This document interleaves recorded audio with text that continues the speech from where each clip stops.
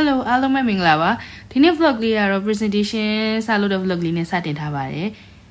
ဒုတိယတန်းအနေနဲ့ကတော့ operation management class ကို join ဖြစ်ပါတယ်ရှင်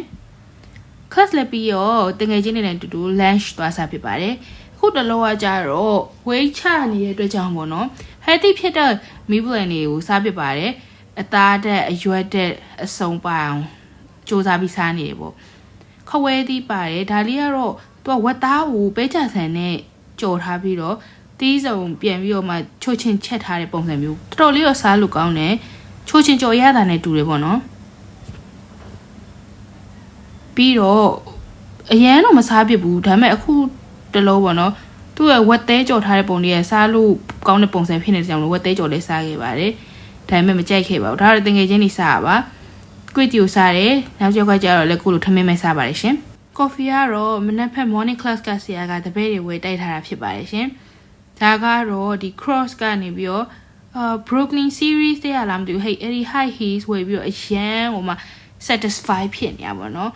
အစားကတော့ဘလူးကြီးပေါ့နော်လေးလေးနဲ့စီးလို့ကောင်းပါမလားဆို cloth ဆိုလို့ရှိရင်သူရဲ့ဒီပုံမှန်ဒီ classic bay cloth ဆိုအဲ့ဒီပုံစံမျိုးပဲစီးဖြစ်တယ်ဒါပေမဲ့အခုတစ်ခေါက်လုံးဝ try ကြည့်လိုက်တာပေါ့နော်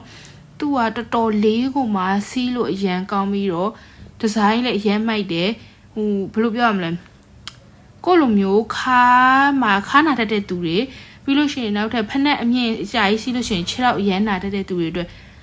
100% highly recommend ပေးပါရဲ့အရန်လည်းမိုက်တယ်ပြီးတော့စီးရတာလည်းအရန် easy ဖြစ်တယ်ပေါ့နော် highly recommend ပါရှင်အဲ့ဒါပြီးတော့ဒီ make it class ပေါ့နော် logistic class ကိုတွားကျွမ်းရပါတယ်ရှင်တေချာ lecture တွေကိုတေချာ line မှတ်တယ်ဒီလိုတေချာ lecture line မှတ်ရင်တော့လေအဲ့လောက်ကြီးစာအရန်လုပ်ဖို့မလိုဘူးပေါ့နော်ကို့အတွက်ကတော့ဒီ class မှန်တက်တယ်ပုံမှန် lecture တွေ line မှတ်တယ်ပေးတဲ့ assignment တွေ report တွေကိုတေချာရေးတယ် exam ကောင်းကောင်းဖြေနိုင်တယ်ပေါ့နော်ပြီးတော့တကယ်ချင်းနေနဲ့စုပြီးတော့ O-juice က discount ချနေတဲ့အတွက်ကြောင့် O-juice မှာတောက်ပါတယ်2လကြာဆိုထားတဲ့